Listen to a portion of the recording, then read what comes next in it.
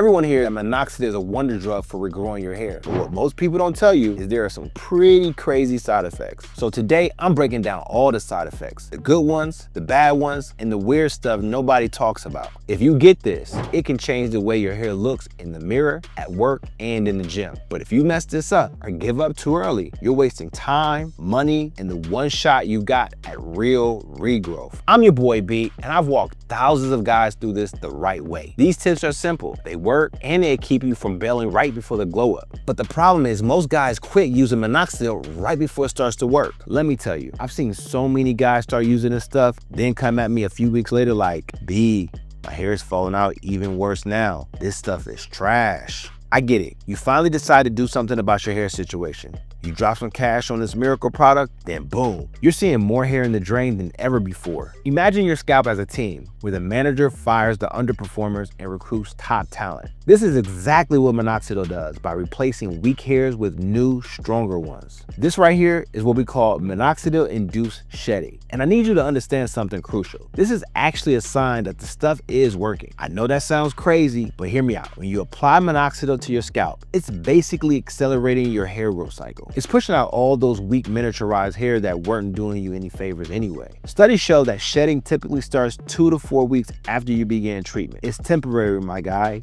temporary. It starts to subside within 6 to 8 weeks naturally. But most dudes see their hairs falling out and immediately think, hell nah, I'm done with this. So they quit right when they should be pushing through. If you bail during these first few weeks, you're literally walking out right before the good part of the movie. But if you're serious about fixing your hairline, I dropped the link below with everything you need to get started. When most guys start with minoxidil, they pick whatever product they see first. But this approach can be seriously harming your scalp. There's 2 main ways to apply minoxidil to your hair: liquid and foam. At first glance, the liquid is way better. According to studies, it's got this ingredient called propylene glycol, or PG. This helps the minoxidil really get in there and do its thing. That deeper penetration is a double-edged sword though. On one hand, it might give you the better results in the long run. On the other hand, it can cause more irritation at first. Your scalp might feel like the Sahara Desert, dry, itchy, and maybe even some flaky.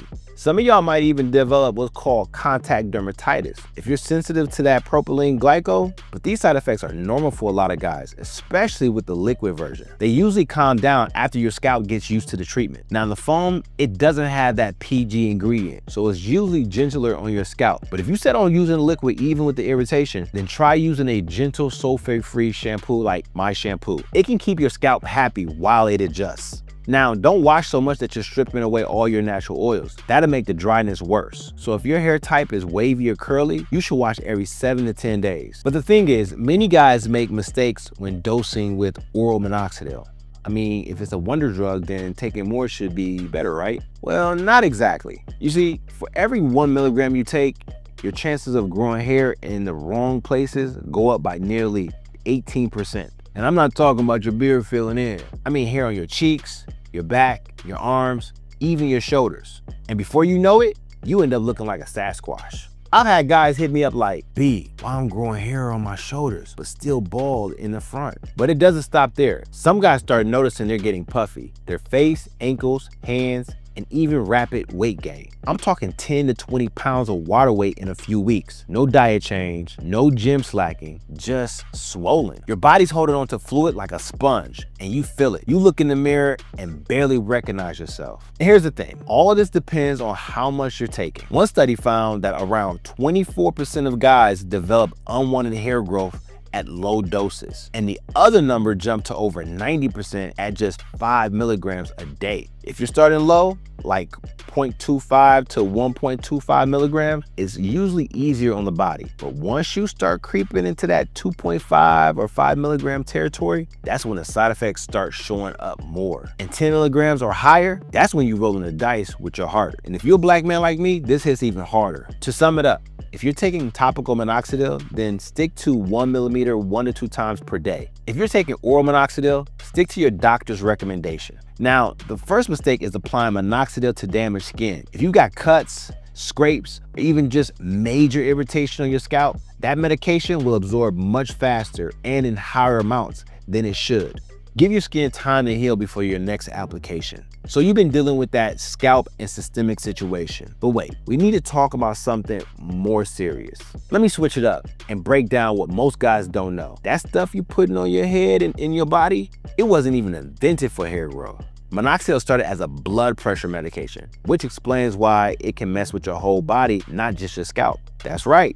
What you think is just hair treatment is actually circulating through your bloodstream after you apply it. Your body has an alarm system built in, and sometimes minoxidil trips those alarms. I'm talking about heart palpitation, that fluttering feeling in your chest that comes out of nowhere, or maybe you stand up and suddenly feel dizzy or lightheaded after you apply minoxidil. These are direct signs that too much of this medication has entered into your bloodstream. And studies show that the side effects are seen more in 5% than the 2% solution. Guys, especially those of us who frequently face high blood pressure challenges, please take this seriously. Here's another study showing certain groups, Black men specifically, are already more likely to have high blood pressure issues. This means when you put blood pressure medication on your scalp, your body might react differently than what you see in those YouTube reviews from them other folks. You need to monitor yourself more carefully because minoxidil might hit your system harder. Remember, if you experience chest pain, severe dizziness, or your heart racing after using minoxidil, that's not normal. That's your body screaming at you to stop. Your hair ain't worth risking your health over, period. But now you know what to look out for. That's just the beginning, big dog. But if you're still using minoxidil without blocking DHT, you might be missing out on some real growth, leaving your hairline thin, your crown open, and your confidence stuck in the same spot. Watch this next video if you're trying to fix that for real.